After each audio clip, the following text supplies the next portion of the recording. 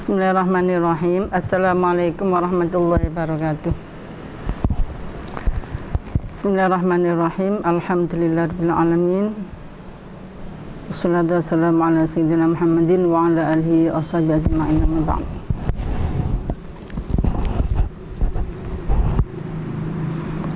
Ini untuk materi kelas 10 Madrasah Aliyah Al-I'dadiyah Bahrul Ulum Tambak Beras Jombang, MAI Bahrul Ulum.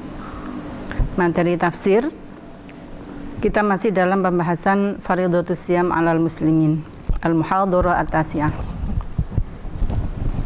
Ingat bahwa tafsir kita ini adalah tafsir tematik, yaitu berdasarkan tema-tema tertentu, di mana kelas 10 ini adalah materinya tentang tafsir ayat-ayat ibadah. Kita sampai pada Faridatus Shiyam 'alal muslimin. Sebelum masuk materi, mari kita mulai dulu dengan tawassul. Mudah-mudahan kita diberi ilmu yang manfaat oleh Allah Subhanahu wa taala. Ila hadratin Nabil Mustafa Muhammadin sallallahu alaihi wasallam wa ala alihi wa ashabihi wa ahbabihi azwajihi wa dhurriyyatihi wa ahli baitihi wa ila jami'il mu'minina wal mu'minat wal muslimina wal muslimat al ahya'i minhum wal amwat wa khususan la jami'i masyayikhin Bahrul Ulum, masyayikh Bahrul Ulum, khususan la jami'i muassisin Bahrul Ulum, wa khususan ila muassis hadhil madrasah Syekh Ahmad Nasrullah Abdul Rahim wa usulimu fil masyayikhim wa khususan ila mu'allif hadzal kitab wa usulimu fil masyayikhim wa lirda illahi ta'ala bi syafa'ati Rasulullah sallallahu alaihi wasallam. Lahumul Fatihah.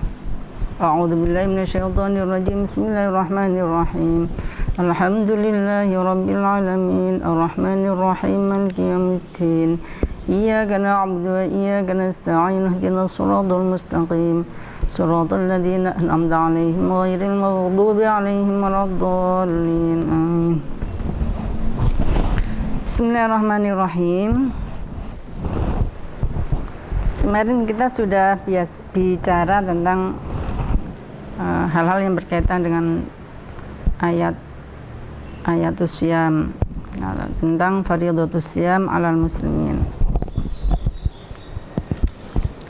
Seperti disampaikan di dalam ayat kemarin bahwa syiyam yang wajib dilaksanakan adalah pada bulan Ramadan. Kutiba alaikumus syiyam, itu dasarnya wajib ya. Kemudian dilaksanakan pada bulan Ramadan. Syahrul Ramadan alladzi unzila fihil Qur'an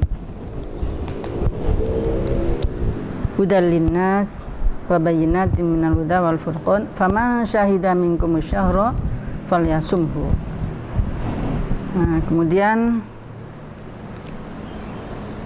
syiyam itu diwajibkan pada bulan Ramadan. Makna Ramadan di sini ada di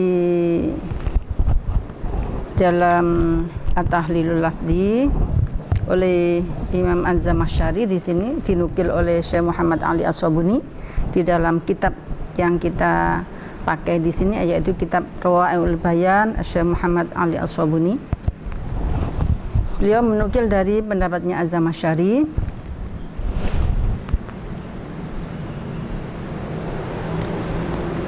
bahwa orang-orang dahulu untuk menamakan bulan itu dengan menyebut keadaan atau peristiwa yang terjadi atau cuaca yang ada pada saat itu. Misalnya kalau tahun, mereka orang dahulu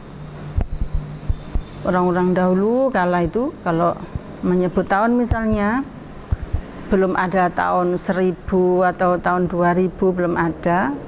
Pada waktu itu misalnya lahirnya Rasulullah itu disebut dengan tahun gajah ya, kayak gitu. Karena apa? Karena kelahiran Rasulullah itu ada pada beberapa tahun setelah peristiwa Gajah. Peristiwa dihancurkannya tentara Gajah oleh Allah Subhanahu wa taala, sampai digambarkan sampai hancur sama sekali, tak berbekas, faja'alahum ka'asfim ma'kul, bagaikan daun-daun yang dimakan lalat. Itu adalah gajah yang tentara yang naik gajah yang datang dari Yaman yang akan menghancurkan Ka'bah, yang dipimpin oleh Raja Abraha itu. Sebelum masuk kota Mekah, mereka dikirim oleh Allah namanya Toiron Ababil. Alam taro kaifa fa'ala rabbuka bi ashabil fil alam yaj'al kaidahum fi tadlil wa arsala alaihim Toiron Ababil tarmihim bihijaratin min sijil faja'alahum ka'asfim ma'kul. Itu diinformasikan begitu oleh Allah bahwa ada sebuah peristiwa namanya peristiwa gajah. Dihancurkannya tentara Abraha yang naik gajah, dilontari dengan batu-batu yang dibawa dari neraka, yang dibawa oleh burung-burung ababil. Nah, tidak lama kemudian Rasulullah itu lahir. Nah, tahun-tahun yang dekat tahun peristiwa itu disebut dengan tahun gajah. Kemudian kaitannya dengan misalnya bulan Dzulqa'dah, juga Dzulhijjah. Dzulhijjah itu disebut dengan Dzulhijjah karena bulan haji, ya. Kemudian Dzulqa'dah, Qa'dah dari kata qa'ada, duduk, nganggur, tengok-tengok gitu, ya. Disebut dengan bulan Dzulqa'dah karena pada saat itu orang-orang dahulu itu biasa nganggur pada tahun Dzulqa'dah itu. Kehidupan mereka itu kan nomaden. Mereka selain bulan-bulan itu, ya, mereka meyakini bahwa memang bulan-bulan Dzulqa'dah, Dzulhijjah, Muharram itu adalah bulan-bulan haram, termasuk bulan Rajabnya. Ada 4 bulan yang diharamkan berperang. Jadi pada bulan-bulan haram itu mereka tidak berperang, duduk di rumah saja. Kemudian mereka sebut dengan bulan Dzulqa'dah, bulan duduk di rumah, bulan lockdown, ya. Bulan nganggur di rumah. Tapi kaum muslimin pada waktu itu yang akan melaksanakan ibadah haji biasanya nunggu musim haji itu, istirahat dengan nunggu musim haji. Untuk orang-orang yang dalam perjalanan jauh, mereka juga kemudian dalam perjalanan menunggu musim haji Dzulqa'dah. Jadi tidak pergi-pergi, duduk santai. Nah, di antara mereka ada yang kemudian berlomba membuat syair-syair, kemudian ada yang membuat pasar besar, itu namanya pasar yang terkenal dengan Pasar Ukas, yang tidak jauh dari kota Taif. Itu mereka melaksanakan melakukan perdagangan. Nah, kenapa disebut Dzulqa'dah? Jadi mereka tidak perang, tidak pergi jauh. Biasanya kan mereka hidupnya nomaden. Kalau dalam satu tempat itu sudah habis makanannya, maka mereka pergi ke tempat yang lain. Mereka pergi ke tempat yang lain dengan banyak cara. Jadi misalnya tempat yang lain yang subur itu sudah dikuasai oleh orang, ya mereka rebut. Itu namanya homo-homoni lupus, ya. Siapa kuat dialah yang menang. Nah, tapi kalau pada bulan Dzulqa'dah ini mereka tidak melakukan perang. Jadi mereka tinggal saja di rumah. Maka disebut dengan Dzulqa'dah. Nah, itu bulan nganggur. Nah, Ramadan ini disebut Ramadan karena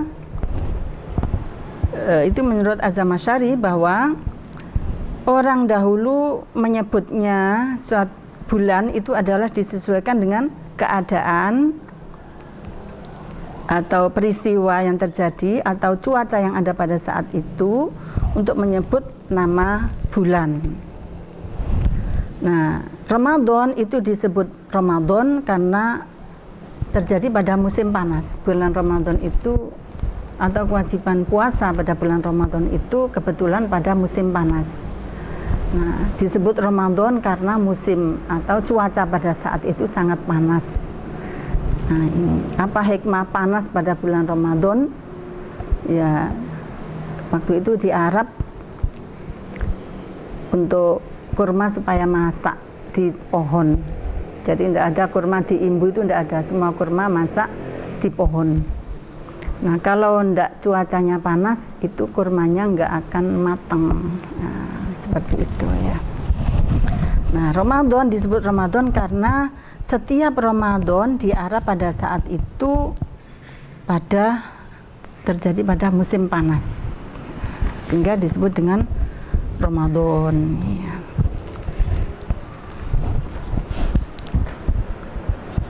Kemarin kita juga sudah mempelajari tentang sababun nuzul.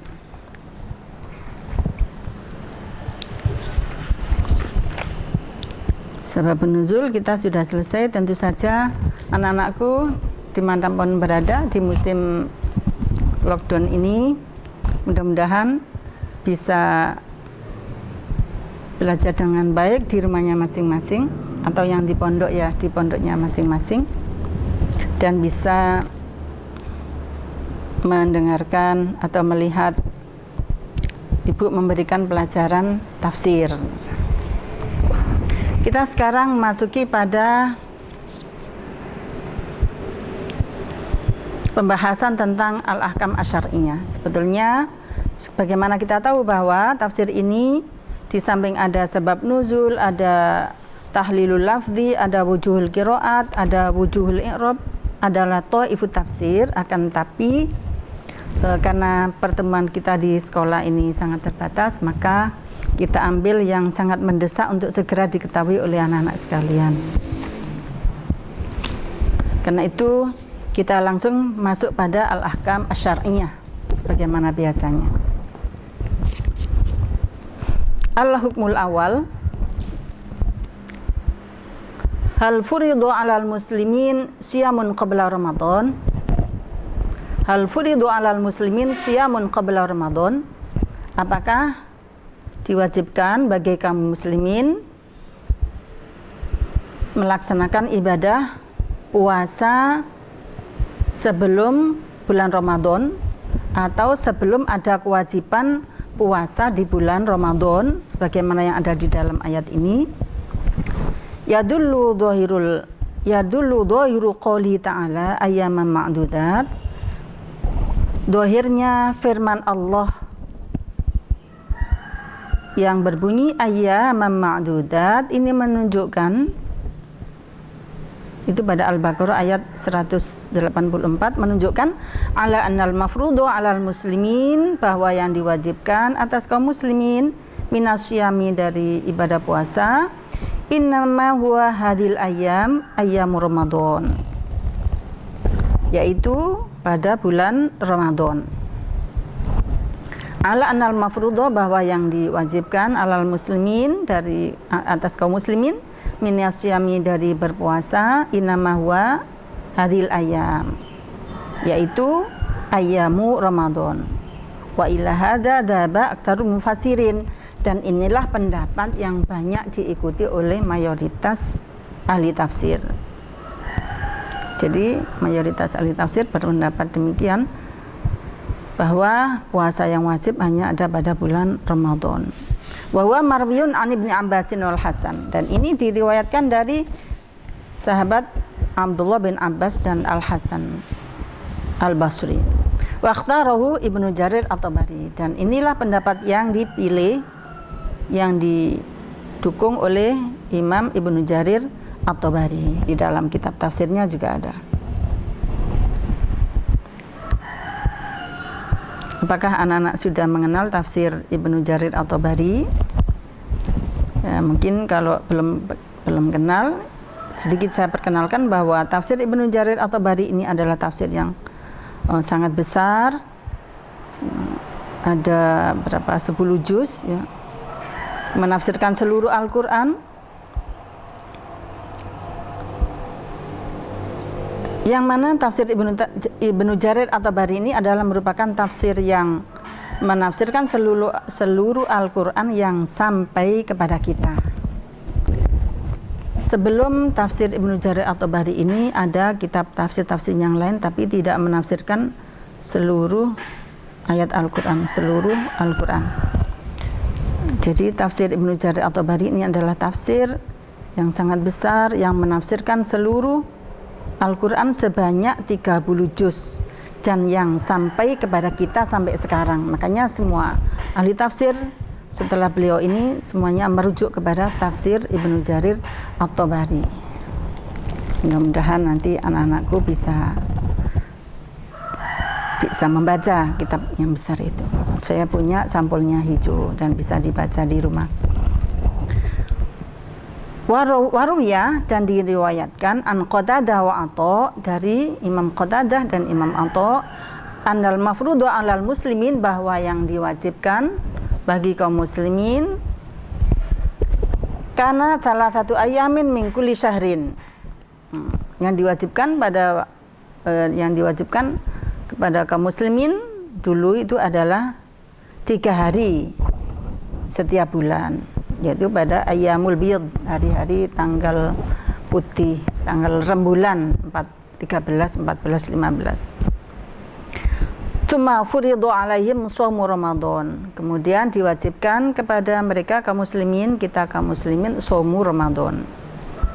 Kemudian yaumul bid masih tetap kita laksanakan puasa tapi berhukum sunnah. Ya, supaya kita para santri pernahlah sekali, 2 kali atau banyak kali mencoba atau mengamalkan puasa sunnah yaumul bid ini, karena ini termasuk sunnah Rasul.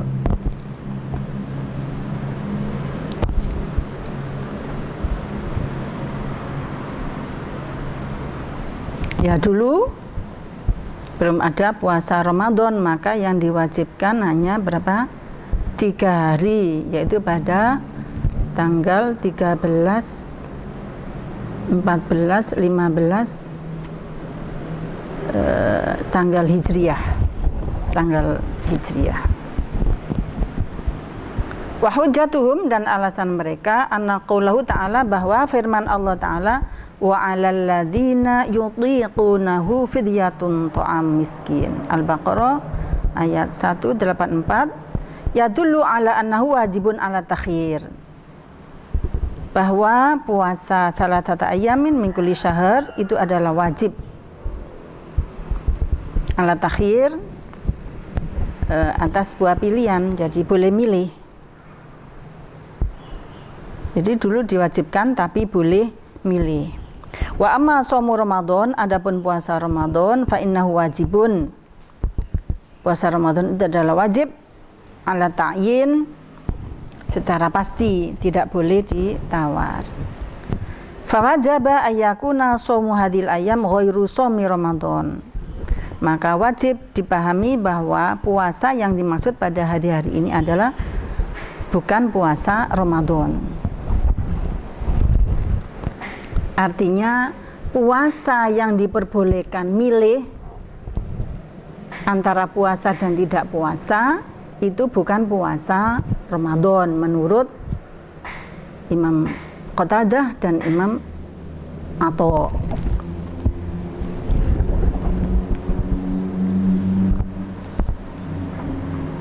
Nah, masing-masing pendapat itu punya dalil ya, punya alasan.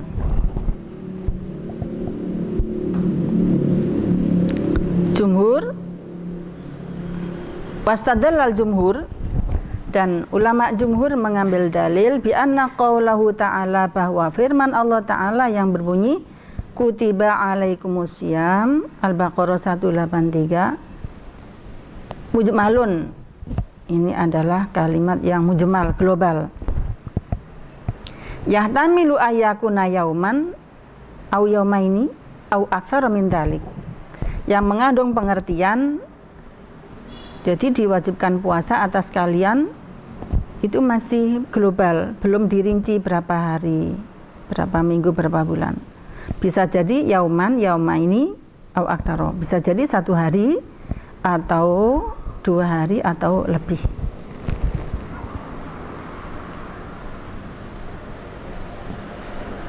Fabayyanahu ba'dal bayan, maka Allah menjelaskan sebagian penjelasan biqauli ayyamam ma'dudat. Jadi puasa yang diwajibkan itu adalah hari-hari yang telah dihitung bilangannya, yang telah ditentukan bilangannya. Wa hadza aidon, dan ini juga yahtamilu ayyakuna usbu'an aw syahron. Bisa jadi kewajiban itu adalah 1 minggu atau 1 bulan. Fabayyanahu ta'ala biqaulihi, maka Allah Ta'ala menjelaskan dengan firman-Nya syahru Ramadan. Al-Baqarah 185. Fakana dzalika hujjatun wadihatun, maka hal itu menunjukkan alasan yang jelas ala annalladzi faradahu 'alal muslimin huwa syahrul Ramadan, bahwa bulan yang diwajibkan puasa atas kaum muslimin adalah bulan Ramadan. Jadi diwajibkan puasa bagi kamu sekalian pada hari yang telah ditentukan, yaitu bulan Ramadan. Ini menunjukkan bahwa tidak ada kewajiban selain puasa bulan Ramadan.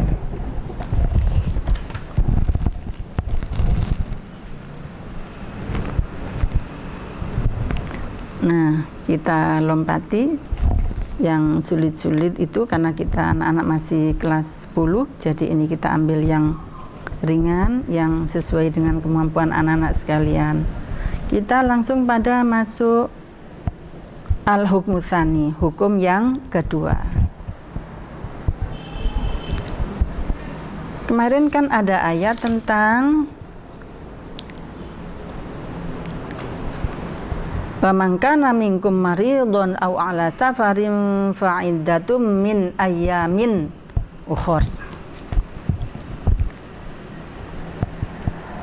Sekarang al-hukmu tsani, pertanyaannya, mahwal marad was safar al-mubihu lil iftar.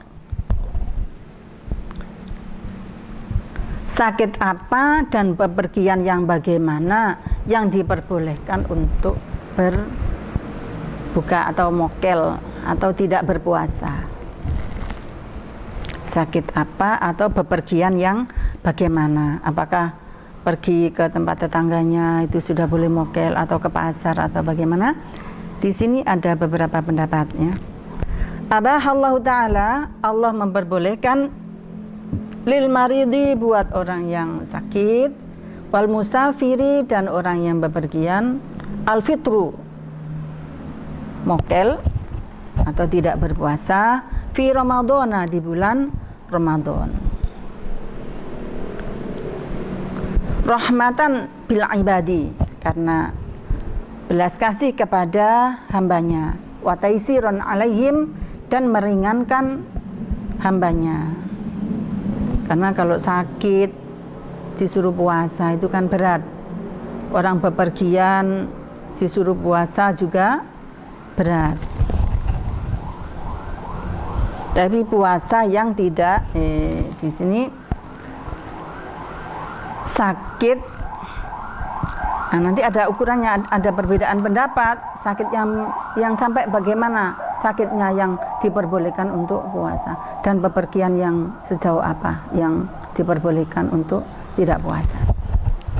Nah, itu ada pendapat-pendapat ya.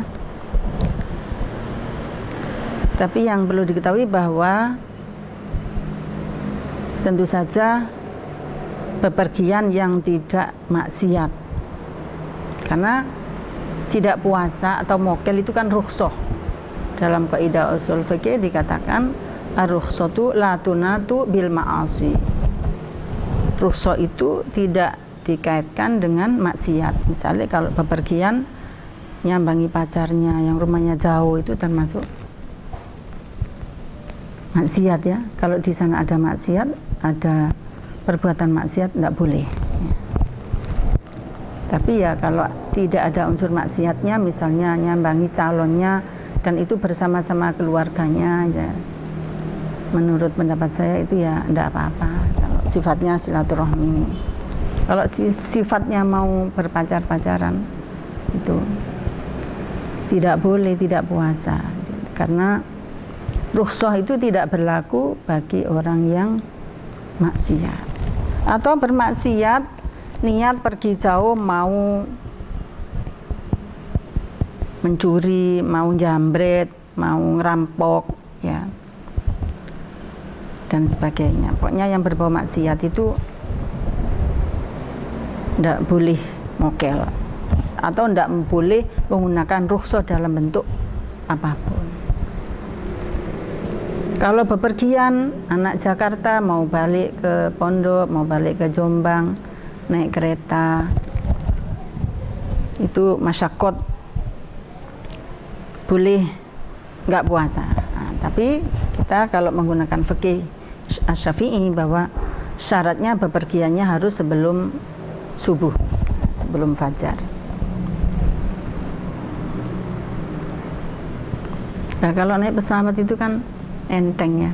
Kalau naik pesawat itu saya pikir selama orang itu sehat pasti kuat melaksanakan ibadah puasa. Tapi kalau kita mau menggunakan rukhsah ya terserah dengan masing-masing ijtihadnya sendiri.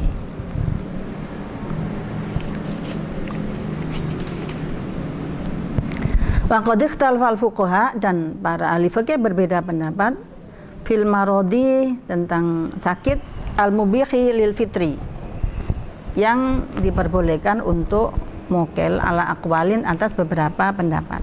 Awalan qala ahlu dhahir, yang pertama berkatalah Imam ahlu dhahir yang dipimpin oleh Imam Abu Dawud al-Dhahiri,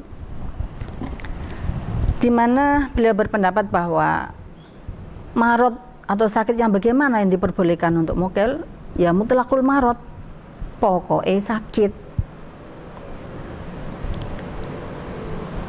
Sakit panu, sakit mata, padahal itu kan nggak ganggu pencernaan, nggak ganggu sorone puasa ya. Ya, menurut Imam Abu Dawud al-Dhahiri, disebut al-Dhahiri itu karena beliau memahami teks Al-Quran itu sesuai dengan dhahirnya nas. Mutlaqul marad ya pokoknya loro. Wasafaru yubihul insan al-iftar, dan bepergian yang diperbolehkan bagi orang untuk mokel, hatta walau kana safaru qasiron, sampai seandainya bepergiannya itu hanya dekat nang pasar, itu boleh mokel menurut Abu Dawud al-Dhahiri. Jadi marad ya pokoknya loro, safar ya pokoknya bepergian keluar dari rumah. Walau kana safaru qasiron, sekalipun bepergiannya itu dekat. Wal maradu yasiron, dan sakitnya itu enteng, ringan. Sakit karena kukunya ini keluar darahnya karena salah gunting itu ya, sakitnya gunting kuku. Hatta min waja'il isbih wa dors, sampai misalnya sakit hanya jari-jari telunjuk dan kelingking, ini cantangan misalnya, itu sudah boleh mokel menurut Abu Dawud al-Dhahiri, karena itu termasuk marad. Wa rawa hadhihi waru yahada, dan ini diriwayatkan an Atha wa Ibni Sirin, dari Atha dan Ibni Sirin. Ini oleh Muhammad Ali As-Sabuni, dinukil dari tafsir Imam Al-Fakhrur Razi. Thaniyan, pendapat yang kedua, waqala ba'dul ulama, berpendapatlah sebagian ulama, inna di rukhsah mukhtasatun bil marid, bahwa rukhsah ini khusus berlaku bagi orang yang sakit alladzi law shoma, yang seandainya berpuasa lawaqa fi masyaqqatin majuhdin, dia akan mengalami penderitaan yang sangat. Misalnya kalau puasa menyebabkan lebih menderita atau tambah menderita, sakitnya tambah gak waras-waras. Nah, itu menurut sebagian ulama seperti itu. Wa kadza al musafir alladzi yudni safar wa yujiduhu. Begitu juga musafir yang diperbolehkan untuk mokel adalah musafir yang apabila dia melaksanakan puasa sambil bepergian itu dia mengalami masyaqqat. Bahwa qaulul Asham, ini pendapatnya Imam Al-Asham. Talitsan wa dhahaba aktsarul fuqaha. Jadi tidak langsung kita ini belajar madzhabil arba'ah ya. Tafsir madzhabil arba'ah ini. Anak alia kelas 10, anak kelas 10 sudah diajari seperti ini, dan ini kitab ini biasa dipakai di perguruan tinggi, termasuk di Jami'ah Qahirah di Mesir itu juga menggunakan kitab ini, sehingga alumni kita yang sekolah di sana juga tidak asing dengan kitab ini karena sudah biasa dipelajari di sekolah. Wa dhahaba aktsarul fuqaha, dan berpendapatlah para ahli fikih ila annal maradul mubihah lil fitri, bahwa sakit yang diperbolehkan untuk mokel wa al maradus syadid, yaitu sakit yang parah, alladzi yuaddi ila dararin fin nafs, yaitu sakit yang parah yang bisa menyebabkan pada membahayakan jiwanya. Nek puasa mudah mati misalnya. Au ziyadatin fil illah, atau puasanya itu menyebabkan dia itu tambah sakitnya, sakit lambung tambah parah sakitnya. Au yukhsha ma'ahu ta'khirul bara'i, atau dikhawatirkan bersamanya bagi orang yang sakit itu, dikhawatirkan dia ta'khirul bara'i, yaitu lambat sembuhnya. Misalnya penyakitnya itu diukur oleh dokter seminggu sudah sembuh, minum obat. Nah, dengan berpuasa dia akan mengalami nggak sembuh-sembuh sampai 1 bulan, 2 bulan tambah parah. Itu menurut aktsarul fuqaha baru boleh mokel. Wasafaru tawil, dan bepergian yang lama. Bepergian yang lama alladzi yuaddi ila masyaqqatin fil ghalib, yang mendatangkan kesulitan pada umumnya gitu ya. Bepergian yang lama yang pada umumnya itu mendatangkan masyaqqat. Bepergian yang lama itu misalnya bepergian ke luar negeri, ada urusan penting kaitannya dengan studi, kaitannya dengan bisnis ya, kaitannya dengan urusan kenegaraan. Nah, ini urusan politik, urusan keluarga juga ya, selama itu tidak maksiat maka itu bisa menggunakan rukhsah. Wa hadza madzhabul a'immatil arba'ati, dan inilah pendapat yang dipilih oleh Imam Madzhabil Arba'ah, Syafi'i, Maliki, Hambali, Hanafi. Anak-anak sekalian, perlu diketahui bahwa para ulama itu di dalam berpendapat tidak hanya asal berpendapat, tapi mereka itu mempunyai dalil. Nah, termasuk Ahlu Dzahir yang dipimpin oleh Abu Dawud Al-Dhahiri, Imam Abu Dawud Al-Dhahiri ini juga punya dalil. Istadalla Ahlu Dzahir, pokoknya Ahlu Dzahir itu enak-enak pendapatnya, itu ringan-ringan ya. Misalnya kalau orang nikah itu pokoknya pada senengi, dia janjian bertemu untuk aku nikahi kamu, ya aku terima, pokoknya ada mahar, nggak usah wali, nggak usah saksi, itu sudah sah.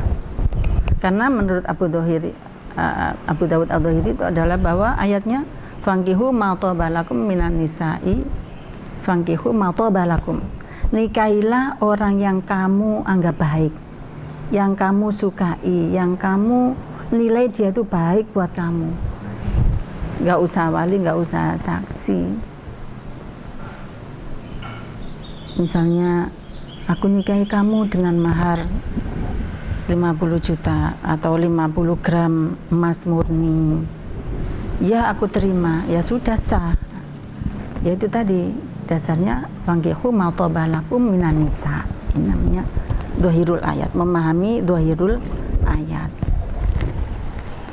memahami teks dengan secara dhahir. Makanya mereka disebut dengan al-dhahiriyah, madhab al-dhahiriyah. Ini di Indonesia tidak populer ya, mungkin juga tidak ada. Kalau ada juga kita nggak tahu ya.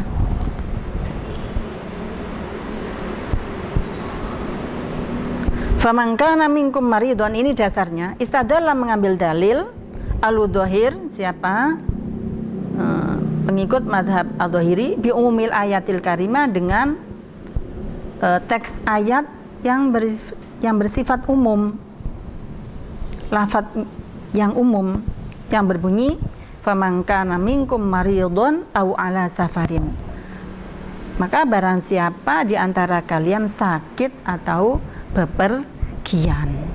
Al-Baqarah 184. Haitsu utliqa al-lafdu wa lam yuqayyad al-maradu bisyadid. Dia memahami dari segi kemutlakannya lafal. Jadi teks lafaz ini berbunyi begitu.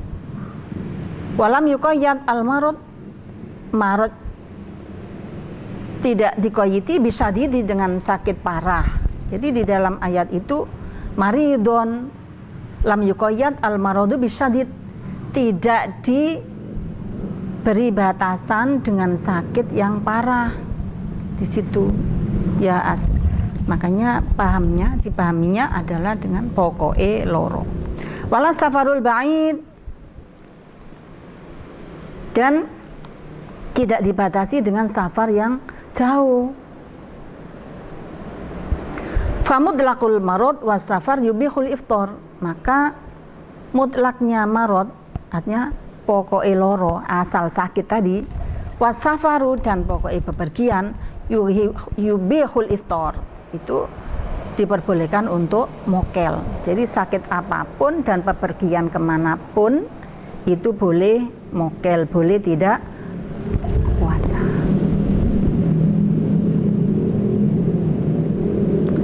Hukia, diceritakan, annahum, bahwa mereka ahlu dhahir itu ya, dakhalu ala Ibnu Sirin, mereka sowan kepada Ibnu Sirin fi Ramadan, di bulan Ramadan, bahwa yakul, beliau dahar, Ibnu Sirin itu dahar. Nah, terus santri-santrinya, tamu-tamunya itu bilang, loh kok Ibnu Sirin tidak berpuasa? Beliau beralasan fa'talla biwaja'i usbu'ihi, beliau beralasan sakit jari-jari, kira-kira ya cantangan atau habis bekerja ketiban apa sedikit gitu, beliau sudah nggak puasa. Nah, ini berarti Ibnu Sirin termasuk ahli dhahir dalam hal ini. Waqala Dawud, nah ini Dawud Ad-Dhahiri yang mendirikan mazhab Dhahiriyah itu, ar-rukhsatu hasilatun fi kulli safar, bahwa rukhsah itu berlaku untuk semua bepergian. Walau kana safaru farsakhon, sekalipun bepergiannya itu 1 farsakh. Jadi 1 farsakh itu kalau di Indonesia kira-kira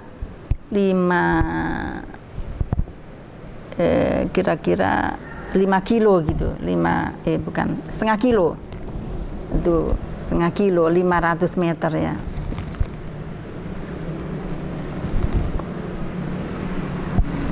Setengah kilo itu berapa? 500 meter ya. 5 ya. Pokoknya dekat gitu ya. Sing kira-kira melaku itu nggak capek. Satu farsah itu kan 5 kilo ya, 5,5 kilo. Karena kita kalau Syafi'i itu kan 16 farsah, itu 80, sekitar 90 kilo. Walau karena safaru farsahon sekalipun bepergiannya itu hanya satu farsah, kira-kira 5 kiloan ya. Li'annahu yuqalu lahu musafir, karena orang yang keluar dari rumahnya tadi juga disebut dengan musafir. Misalnya kalau di Jombang ini, mana dia? Oh pergi kemana? Ke Peterongan atau ke Mojo Agung atau ke Peloso yang sangat dekat begitu. Ini menurut Abu Dawud Ad-Dhahiri ini sudah boleh mokel.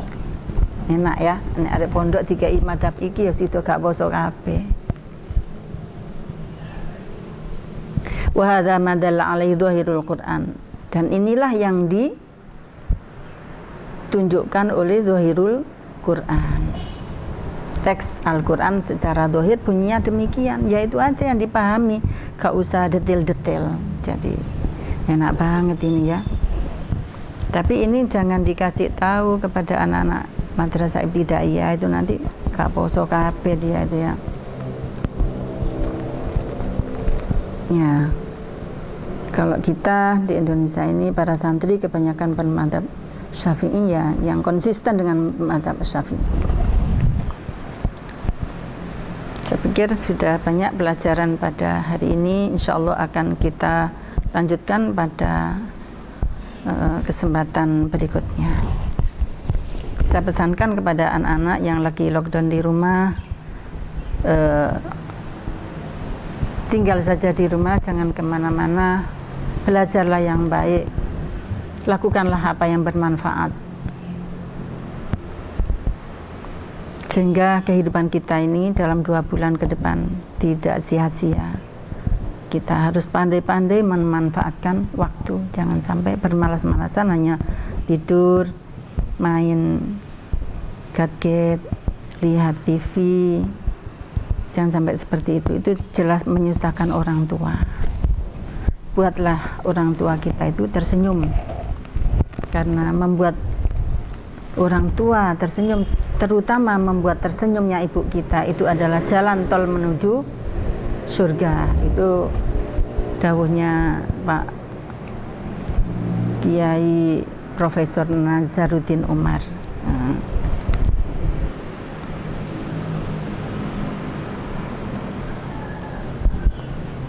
Insya Allah besok akan kita lanjutkan kembali. Mudah-mudahan kita masih bisa bertemu pada kesempatan yang akan datang. Mari kita tutup pelajaran kita dengan bacaan Al-Fatihah.